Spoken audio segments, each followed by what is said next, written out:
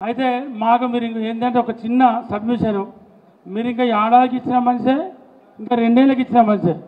Mic పట్టుకొని పెద్దపల్లిలో రాబోయే రోజుల్లో బస్ డిపో ఏర్పాటు చేద్దామని చెప్పి తప్పకుండా ఒక మాట ఇవ్వాలి. ఇది మా గట్టిగా సపోర్ట్ కొట్టుండే, ఇది మర్చిపోయినా, ఇది మా పెద్దపల్లి నియోజకవర్గ ప్రజల ఆకాంక్ష, ఇది బలమైన ఆకాంక్ష. నేను అది మిస్ అయింది, ఎందుకంటే సంతకం పెట్టే శ్రీధర్ అన్నతో అయితే మేము ఇక్కడనే ఉంటుంది కాబట్టి ఏదో టైంలో రాత్రి పగలు నేను చేయబట్టి మా సంతకం పెట్టిస్తా. కానీ మళ్ళా ఇంకొక మాట చెప్పుకున్నానా, ఎందుకంటే ఇది మాకు ఇది మీరు వచ్చినందుకు కూడా వాళ్ళకి సాటిస్ఫాక్షన్ ఉండదు.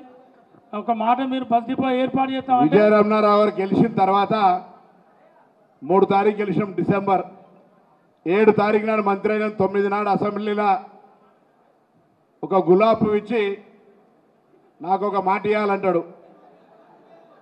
అప్పటికి ఆర్టీసీ మంత్రి అయినా నాకు పెద్దపల్లి బస్ డిపో కావాలని అడిగిండు. ఆనాడు పరిస్థితులల్లా ఆర్టీసీ నష్టాల్లో ఉంది. ఆర్టీసీ అనేక రకంగా 10 సంవత్సరాలు నిర్లక్ష్యమైంది, మీ అందరికీ తెలుసు. ఈ ప్రభుత్వం వచ్చిన తర్వాత 62 కోట్ల మంది మహిళలు ఉచితంగా ప్రయాణం చేస్తే దానికి సంబంధించిన 2100 కోట్లు ఈ రాష్ట్ర ప్రభుత్వం ఆర్టీసీకి ఇచ్చింది. ఇవాళ ఆర్టీసీలో గతంలో 20-30 మంది బస్సులు ఎక్కితే ఇవాళ 50, 60, 70 అన్ని సీట్ల కంటే ఎక్కువ బస్సు ఎక్కుతా ఉన్నారు. మహాలక్ష్మిల ఆశీర్వచనంతో ఆర్టీసీ ఆపరేషనల్ అంటే నడిపే దాంట్లో ఎటువంటి నష్టం రాకుండా ఇలా ఆర్టీసీ నడుస్తూ ఉంది. ఇప్పుడు కొత్త డిపోల గురించి ఆలోచించే అవకాశం వచ్చింది.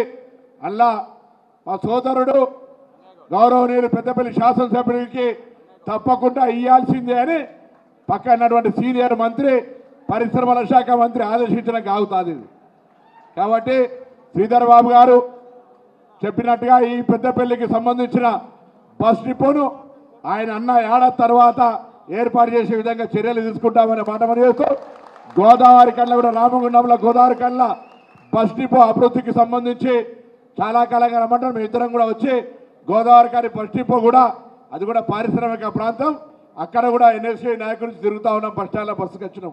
ఆ బస్ స్టాండ్ రూపురేఖలు మార్చే విధంగా తప్పకుండా చర్యలు తీసుకుంటామనే మాట మనం చేస్తూ, ప్రభుత్వంలో బస్సుల సంఖ్య పెంచడం, ఆర్టీసీ కార్మికుల సమస్యల్ని పిఆర్సీ ఇవ్వడం, 2013 బాండ్లు ఇవ్వడం, ఈ విధంగా అన్ని రకాలుగా కార్యక్రమాలు చేస్తూ ఉన్నాం.